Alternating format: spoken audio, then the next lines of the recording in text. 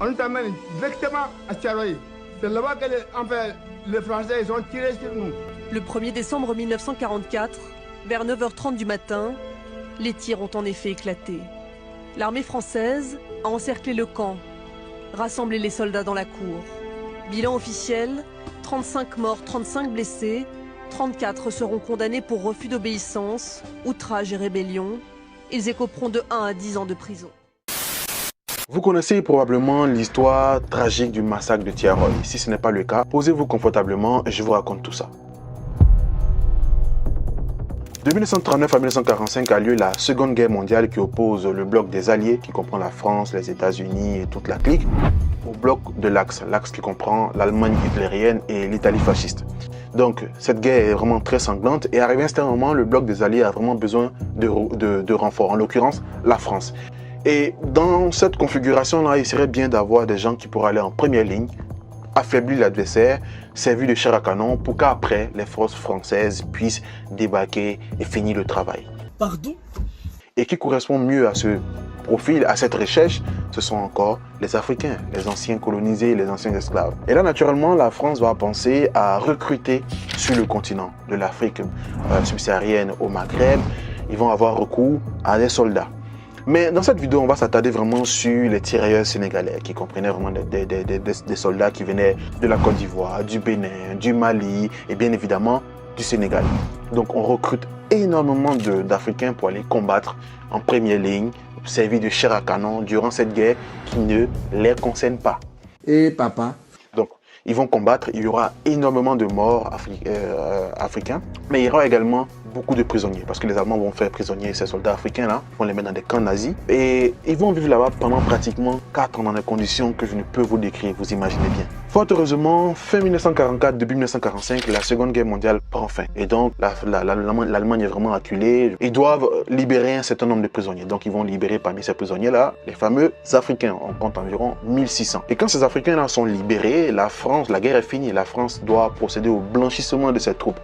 Parce que ces Noirs qui sont allés se battre comme des bourrins, comme des fous pour la France, ne doivent pas rester dans l'armée et l'armée française doit être blanche. Ce qui pour moi n'est pas problématique.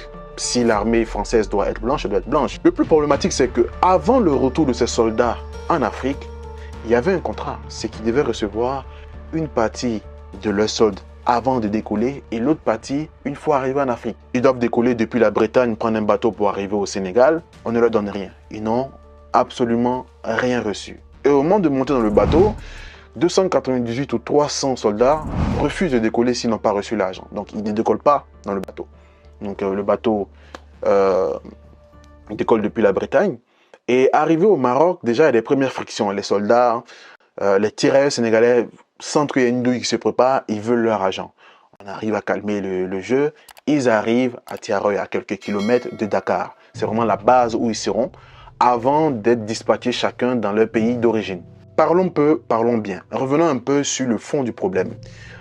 En réalité, les soldats, les tirailleurs sénégalais, à la sortie de leur captivité, devaient recevoir un quart du solde de tout ce qu'ils ont fait.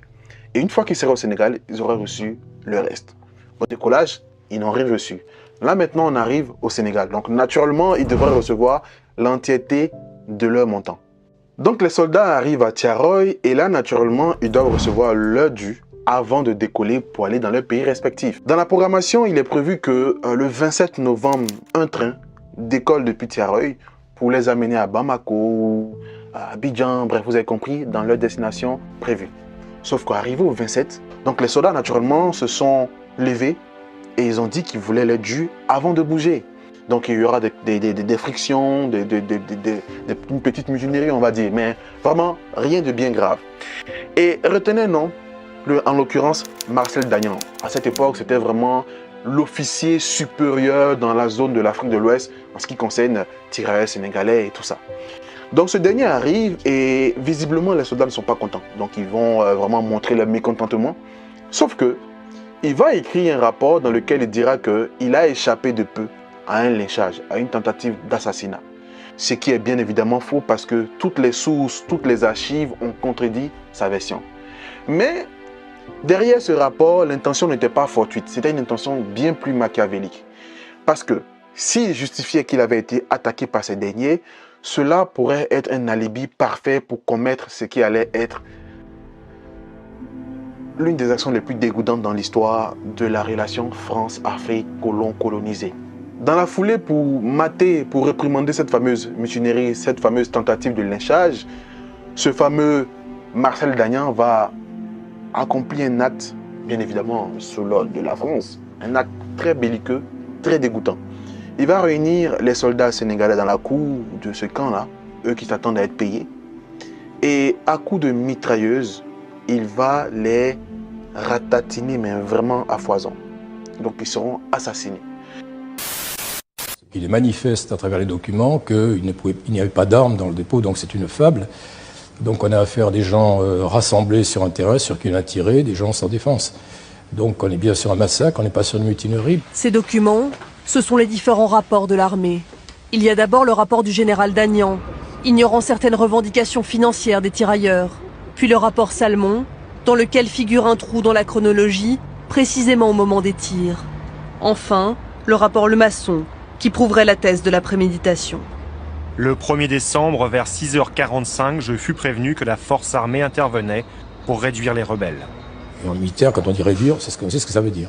Il s'agit de réduire, donc de mettre hors du système. Donc, dès ce moment-là, pour moi, il y a préméditation. Si à 6h45, un officier dit qu'il devait donc laisser la place aux automitrailleuses, c'est que c'est pas parce qu'il y a eu des tirs de mutin à 9h ou à 8h45, c'est pas parce qu'ils ont senti une pression, ça avait été donc décidé avant. Je ne sais pas si vous vous rendez compte, des gens se sont levés, ils avaient leur vie sans problème. Il y a eu des guerres qui ne les concernent pas.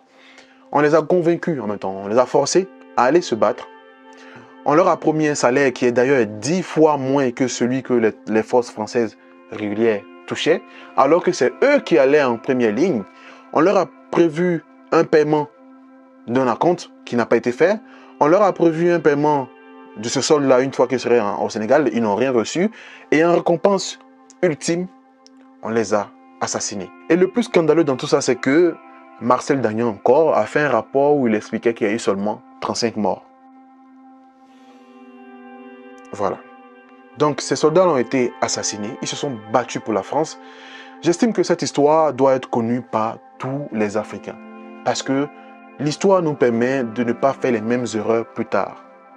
Vos ancêtres, vos grands-parents, vos arrière-grands-parents se sont battus pour la France.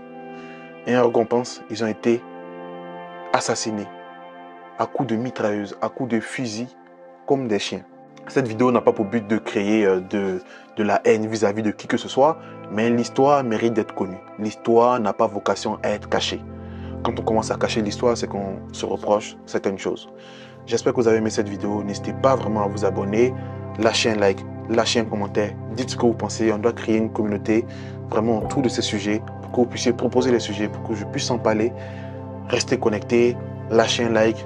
On est ensemble. Ciao, ciao. Yo, salut, j'espère que tu vas bien. Si tu as regardé cette vidéo jusqu'ici, ça veut dire que le message te plaît, le contenu de la chaîne te plaît. Alors, ne coupe pas la vidéo, j'ai un message qui va durer 30 secondes à te dire. Si c'est la première fois que tu tombes sur cette chaîne YouTube, c'est une chaîne YouTube qui a pour vocation de valoriser la culture afro, montrer notre histoire, mais mettre aussi la lumière sur des jeunes de notre communauté qui se battent, qui travaillent au jour le jour. Parce que très souvent, dans les médias classiques, on ne parle pas de notre jeunesse sous le bon angle. Donc, dans cet objectif-là, je me suis lancé dans plusieurs projets. J'ai un podcast dont je publie les épisodes souvent ici. Vous retrouverez le lien quelque part là. Et dans ce podcast, je mets la lumière sur des jeunes africains battants, sur des jeunes africains ambitieux. Mais j'ai également réalisé un mini-documentaire durant l'été passé, l'été 2022, où je suis allé à la rencontre de jeunes battants, des jeunes qui font de la pisciculture, des jeunes qui font du football, des jeunes qui font de la photographie. Et ce documentaire-là est en train d'être monté. Il sera bientôt publié d'ici 2 semaines. Je compte sur toi pour regarder les vidéos, pour les partager, pour donner ton avis. Ce n'est pas parfait, c'est encore en construction parce que le projet à court terme, c'est de faire le même projet en région parisienne, faire le même projet en Guinée, au Burkina, au Sénégal, au Mali. Bref, tu l'as compris. Aidons-nous à valoriser nos jeunes, à valoriser les gens de notre communauté, à mettre l'accent sur les gens qui se battent tout en veillant à remémorer l'histoire qui a été cachée, l'histoire qu'on ne nous montre pas. Ensemble, on ira très très loin. Merci d'avoir regardé cette vidéo. N'hésite surtout pas à t'abonner, à liker, à partager, à laisser un commentaire pour que l'algorithme puisse proposer notre contenu à des gens de la communauté, à des gens qui veulent connaître un peu plus la communauté. Merci beaucoup. Ciao, ciao. Porte-toi bien.